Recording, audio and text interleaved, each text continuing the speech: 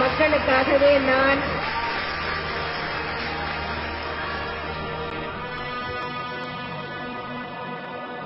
இரும்பு பெண்மணி ஜெயலலிதாவின் வாழ்க்கை வரலாறு பகுதி 5.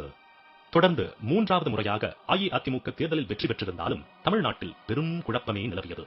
காரணம், முதல்வராக பொறுப்பேற்க இருந்த எம்ஜிஆர் இன்னும் அமெரிக்காவில் உள்ள புரூக்ளின் மருத்துவமனையில் சிகிச்சை எடுத்து வருகிறார் என்பதால். அதிமுக தலைமை எம்ஜிஆர் தமிழ்நாடு திரும்புவதற்கு முன்னர் ஆட்சி பொறுப்பை ஏற்றுவிடலாம் என்று என்னென்னவோ முயற்சி செய்து பார்த்தது. ஆனால் எம்ஜிஆர் வந்தால்தான் அரசு அமைப்பது பற்றி முடிவெடுப்பேன் என்று ஆளுநராக இருந்த குரானா கராராக சொல்லிவிட்டார். அவர் என்ன சொன்னாலும் சமாதானமாகவில்லை. எம்ஜிஆர் நலமுடன் இருந்தால் மட்டுமே அவர் தலைமையிலான ஆட்சிக்கு பதவி பிரமாணம் செய்து வைப்பேன் என்பது மட்டும்தான் அவரது இறுதி முடிவாக இருந்தது.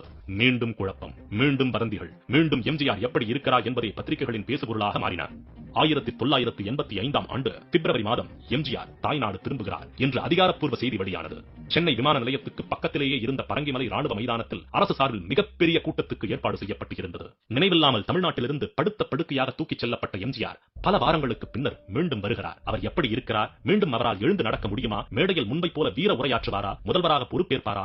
ஏகப்பட்ட கேள்விகள். அந்த பிரம்மாண்ட கூட்டத்துக்கு வந்த எம்ஜிஆர் அனைத்தையும் தானாகவே செய்தார். மக்களை பார்த்த உற்சாகத்தில் முதல்வர் பொறுப்பை ஏற்றுக்கொண்டார். ஆனால் அமைச்சரவை என்பதே கிடையாது. ஆம், அமைச்சரவையே இல்லாமல் தன்னந்தனி ஆளாக முதல்வராக பொறுப்பேற்றார் எம்ஜிஆர். அமைச்சரவையை தீர்மானிக்கும் அளவுக்கு எம்ஜிஆரின் உடல்நிலையோ மனநிலையோ இல்லை என்று சொல்லப்பட்டது. எம்ஜிஆர் திரும்ப வந்த பின்னர் முன்னர் நெருக்கமாக இருந்த அனைவரும் அவருடன் உரையாட முடிந்தது. ஆனால் ஜெயலலிதாவால் எம்ஜிஆரை சந்திக்கவே முடியவில்லை. பெரும் போராட்டங்களுக்கு பின்னர் எம்ஜிஆரை ஜெயலலிதா நேரில் பார்த்தபோதும் பெரிதாக அவர் பேசவில்லை என்று தகவல்கள் கசிந்தன. இதனால் மீண்டும் எம்ஜிஆரிடமிருந்து ஜெயலலிதா விலக்கப்படுகிறாரா என்கிற கேள்விகள் எழுந்தன. ஒரு பக்கம் எம்ஜிஆருக்கு வயோதிகம் பெரும் தாக்கத்தை செலுத்திக் கொண்டிருந்த நிலையில் மறுபக்கம் அதிமுக அரசு கடும் விமர்சனங்களுக்கு ஆளாகிக் கொண்டிருந்தது. தமிழகத்தில் அரசு எந்திரம் செயலற்று கிடப்பதாக நாளேடுகள் விமர்சித்தன. எம்ஜிஆர் மீண்டு வந்துவிட்டார் என்பதை தவிர அடுத்தடுத்து அதிமுகவுக்கு அடிமேல் அடி விழுந்து கொண்டிருந்தன. சட்டமன்ற தேர்தலில் பிரம்மாண்ட வெற்றி பெற்ற அதிமுக அடுத்ததாக நடந்த உள்ளாட்சி தேர்தலில் சறுக்கியது. தொடர்ந்து 3 பொது தேர்தல்களில் தோற்று துவண்டு போயிருந்த திமுக பெருவாரியான இடங்களை கைப்பற்றி மீண்டு வந்தது. எம்ஜிஆர் யோசித்தார். கட்சியின் செல்வாக்கும் தன் செல்வாக்கும் சரிவதாக கருதினார். அதிமுகவின் உடலும் உயிருமாக இருப்பவர்கள் தொண்டர்கள் தான். அவர்கள் உண்மையில் எம்ஜிஆருக்கு உயிரை கொடுக்கவும் துணியும் ரசிகர்கள். மீண்டும் ரசிகர் மன்றங்களை கூட்டி ஒரு மாபெரும் நிகழ்ச்சி நடத்தி கட்சிக்கு புது ரத்தம் பாய்ச்ச வேண்டும் என்று எண்ணினார். எப்போதும் முக்கிய பொதுக்கூட்டங்களுக்கும் மாநாடுகளுக்கும் எம்ஜிஆர் பொறுப்பாளராக நியமிப்பது ஆஸ்தான விசுவாசியான ஆர்.எம். வீரப்பனைத்தான். அதிமுகவின் முதல் கூட்டம் முதல் அதன் வரலாற்றின் அனைத்து முக்கிய கூட்டங்களுக்கும் ஆர்.எம். தான் திட்டம் போட்டு ஒருங்கிணைப்பவர். ஆனால் ரசிகர் மன்ற மாநாடு என்றவுடன் எம்ஜிஆர் அழைத்தது ஜெயலலிதாவை. படு உற்சாகமானது ஜெயலலிதா முகாம்.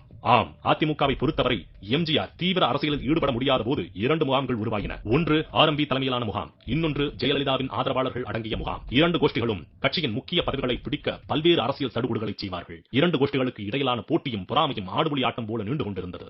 எம்ஜிஆருக்கும் இவை அனைத்தும் தெரிந்திருக்கவே செய்தது.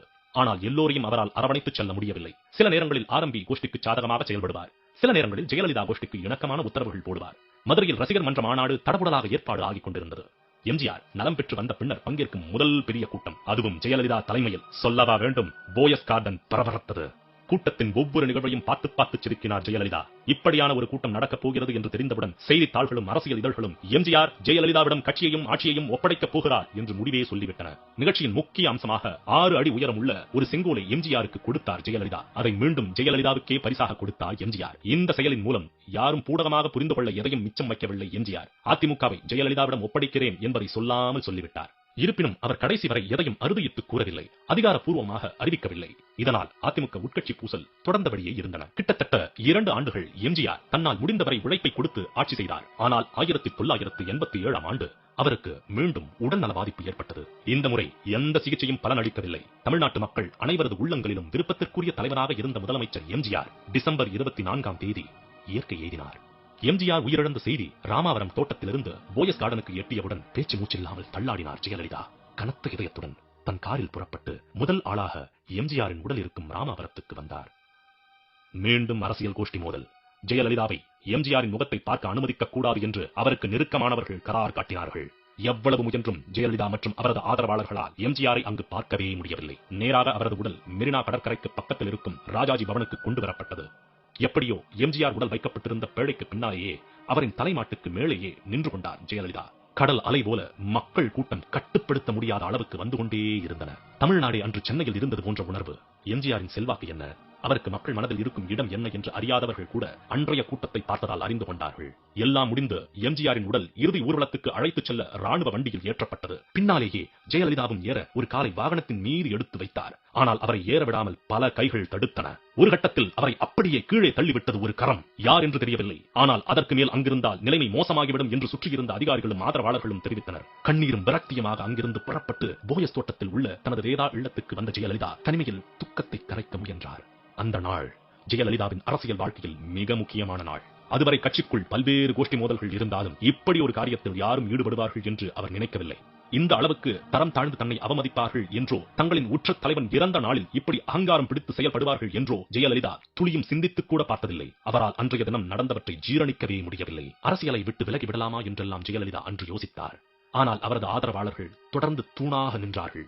எம்ஜிஆருக்கு பின்னர் ஜெயலலிதாவுக்குத்தான் அதிமுகவில் அபரிமிதமான ஆதரவு இருக்கிறது என்பதை அனைவரும் தெரிவித்தனர். அதிமுக ஆட்சி தொடர வேண்டும் என்று முடிவெடுத்து நடந்த எல்லாவற்றையும் பாடமாக எடுத்துக்கொண்டு அடுத்த கட்ட போராட்டங்களுக்கு தன்னை தயார்படுத்தினார் ஜெயலலிதா. எம்ஜிஆரின் மறைவுக்கு பின்னர் அதிமுக சார்பில் முதல்வராக பதவியேற்றது நெடுஞ்செழியன். அவருக்கு தானே முதலமைச்சராக தொடர வேண்டும் என்கிற எண்ணம். இன்னொரு பக்கம் ஆர்.எம். வீரப்பன் முகாம் எம்ஜிஆரின் மனைவி ஜானகிக்கு ஆதரவு தெரிவித்து அவர் முதல்வராக அமர வேண்டும் என்று குரல் கொடுத்தது. மக்களின் ஆதரவை பெற்ற ஜெயலலிதாவுக்கு இந்த இரண்டு ஏற்பாடுகளுமே ஏற்புடையதாக இல்லை. இரண்டு பேருக்கும் ஆதரவு கிடையாது என்று சொல்லிவிட்டார். ஆர்.எம். வீரப்பன் சாதுரியமாக காய்களை நகர்த்தி ஜானகியை தமிழ்நாடு முதல்வராக பதவியேற்க வைத்தார். எம்ஜிஆருடன் அவரின் ஆரம்ப கட்ட சினிமாக்களில் கதாநாயகியாக நடித்தவர் ஜானகி. பின்னர் இருவரும் மனமுவந்து திருமணம் செய்து கொண்டார்கள். எம்ஜிஆரை மணந்து கொண்டது முதல் சினிமா, அரசியல் என்பதில் இருந்தெல்லாம் விலகியே இருந்த ஜானகி வீட்டு நிர்வாகத்தை மட்டும் கவனித்து வந்தார். சாகும் வரை எம்ஜிஆரின் நிழல் போல அவரை பின்தொடர்ந்தார். அவர் மீது கட்சிக்காரர்களுக்கும் தொண்டர்களுக்கும் மரியாதை இருந்தது. ஆனாலும் அவர் எம்ஜிஆரின் அரசியல் வாரிசு கிடையாது என்று கட்சிக்குள்ளேயே கலக குரல்கள் எழுந்தன. எதையும் பொருட்படுத்தாத ஆரம்பி கட்சிக்குள் தன் பலத்தை வைத்து ஜானகியை முதல்வராக்கினார். யாரும் எதிர்பாராத விதமாக நெடுஞ்செழியனின் ஆதரவும் ஜெயலலிதாவுக்கு கிடைத்தது. ஆரம்பி அணி என்பது இப்போது ஜானகி அணியாக மாறியது. அதிமுகவுக்குள் இருந்த அனைத்து கோஷ்டிகளும் இரண்டு கோஷ்டிகளாக மட்டுமே பிரிந்து நின்றன. ஒன்று ஜானகி அணி, இன்னொன்று ஜெயலலிதா அணி. இரு அணிகளும் தாங்கள்தான் உண்மையான அதிமுக என்று கட்சியை சொந்தம் கொண்டாடின. முதல்வராக இருக்கும் ஜானகி சட்டசபையில் தன் பலத்தை நிரூபித்தாக வேண்டிய கட்டாயத்தில் இருந்தார். பெரும்பான்மையை நிரூபிக்கும் நாள் வந்தது. அதிமுகவின் ஒரு பகுதியாக இருந்த ஜெயலலிதா ஆதரவாளர்கள் ஜானகி தலைமையிலான அரசுக்கு ஆதரவு கிடையாது என்று சொல்லிவிட்டார்கள். இதன் காரணமாக நம்பிக்கை வாக்கெடுப்பில் தோற்றார் ஜானகி. சட்டமன்றம் கலைக்கப்பட்டது. இரண்டு அணிகளும் தனித்தனி முகாம்களாகவே தேர்தலை சந்திக்க தீவிரமாயின.